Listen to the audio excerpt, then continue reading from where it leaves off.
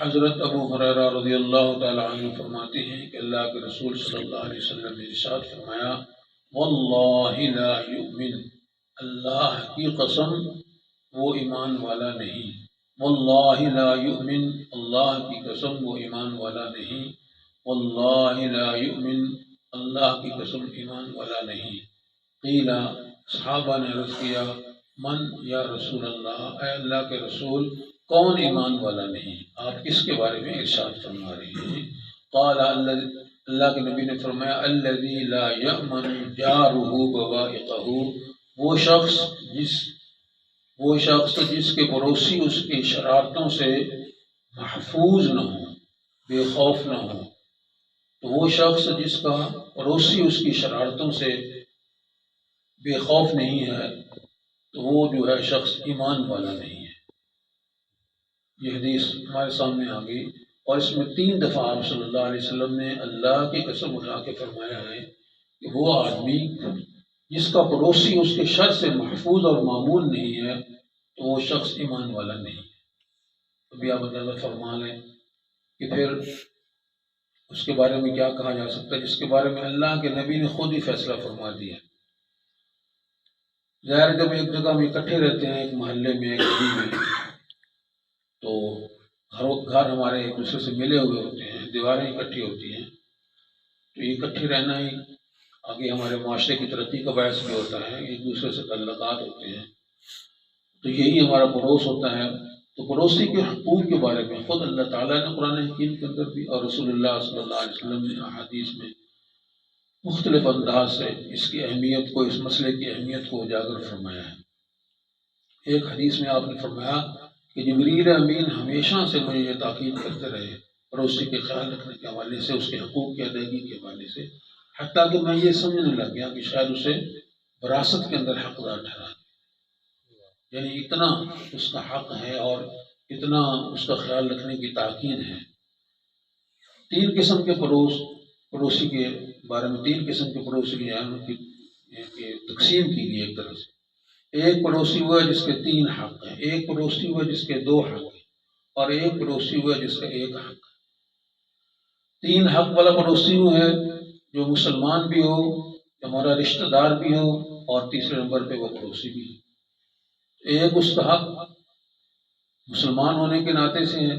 دوسرا اس کا حق جو ہے وہ رشتہ دار ہونے کے حق سے، صلہ رحمی کے حوالے سے، قربت جو ہے خون کا رشتہ ہے اس حوالے سے ہے، اور تیسرا پڑوس کے حوالے سے۔ 3 حق بنتے ہیں اس پڑوسی کے، وہ پڑوسی جو رشتہ دار بھی ہو، مسلمان بھی ہو اور پڑوسی بھی ہے، اور 2 حق ہیں اس پڑوسی کے جو مسلمان ہے اور پڑوسی ہے لیکن رشتہ دار نہیں ہے، اس کے 2 حق ہیں، اور 1 حق ہے اس پڑوسی کا جو غیر مسلم پڑوسی ہے، ہمارا رشتہ دار بھی نہیں ہے، غیر مسلم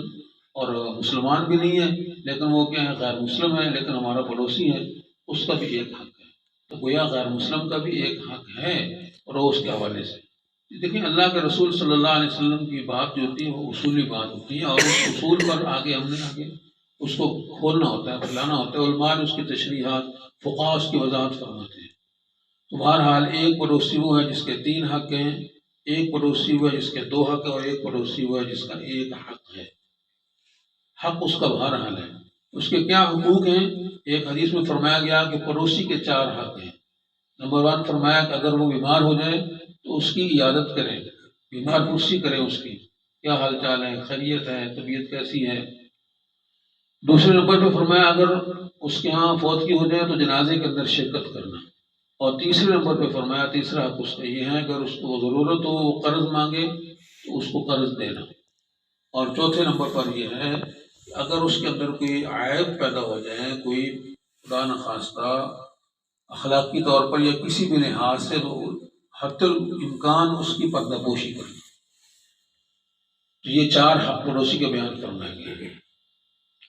ایک حدیث میں آپ صلی اللہ علیہ وسلم نے ارشاد فرمایا کہ جو آدمی خود پیٹ بھر کر سوتا ہے، یعنی اس کے پاس کھانا پینا وافر مقدار میں ہے اور اچھی زندگی گزار رہا ہے،